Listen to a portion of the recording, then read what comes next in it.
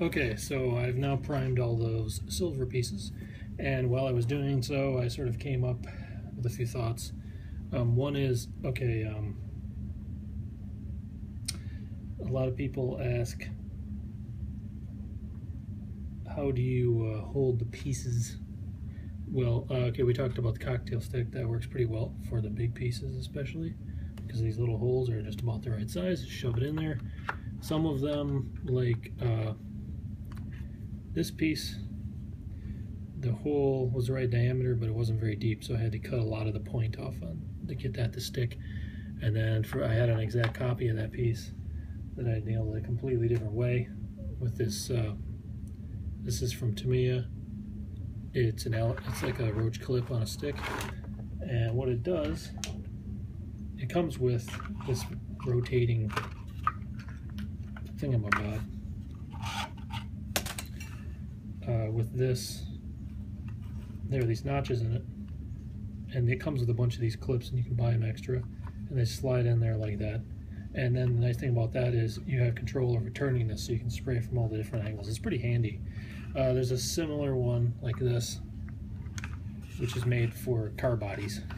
Springs like that, so you put the car body on it, and then you can get it from all the angles. Usually end up holding it in my hand. Doesn't really, spinning thing's not that helpful. Maybe for decals or something. So anyway, I held the V in the head that way too. And then for these pieces, these are like cufflinks, or cuffs, French cuffs.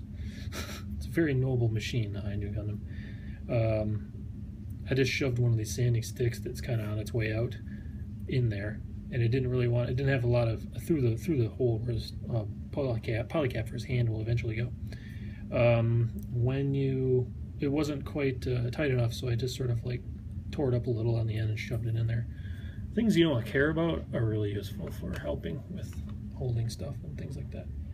The other thing I was going to point out was you don't need, the primer doesn't really have to go on like it's paint. That piece, this is the piece I said I put too much on. As you can see, it's really not that bad, and in fact you can still see through it, but it doesn't need to be as thick as it is right there. A more reasonable example would probably be this piece. Hey, maybe there's not that much of a difference, I don't know, but see, like right here you can still kind of see through it. You can still see the pattern of as the particles landed, but it doesn't really matter. Well, if it's bad, you can sand it out, and it probably won't be. So the thing with the rattle cans, a lot of times when people like to do this when they're done, turn it upside down and shoot until paint stops coming out, and make sure that there's not a lot of paint in the passage, and it won't be anywhere in the straw or anything really. I find that with Tamiya that's not necessary, and also that the propellant lasts about as long as the paint does. So I wouldn't really be wasting the propellant on that.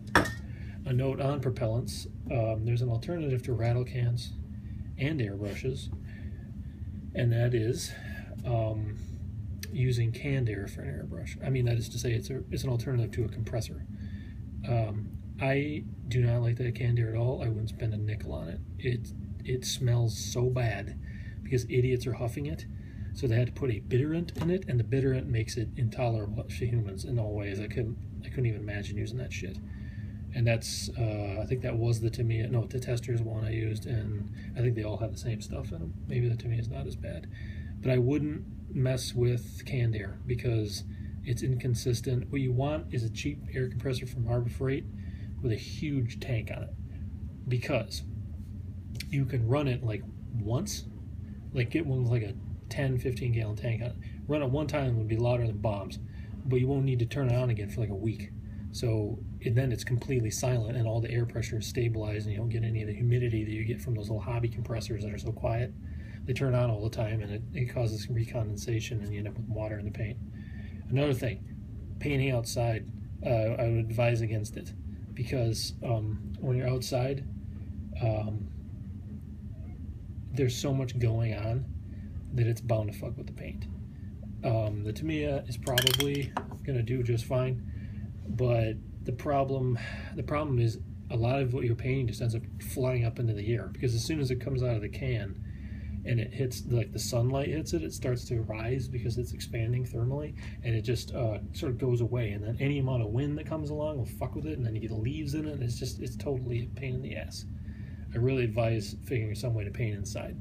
A fan like this and the filter and everything would work pretty well. You just put it in front of the window and shoot that shit outside. Some of it will end up on the blades. There's a little bit of red coming through there, but I mean, I painted like quite a number of models with this setup, and pretty much everything got caught by the filter. So that setup works pretty good. Get a filter that fits though.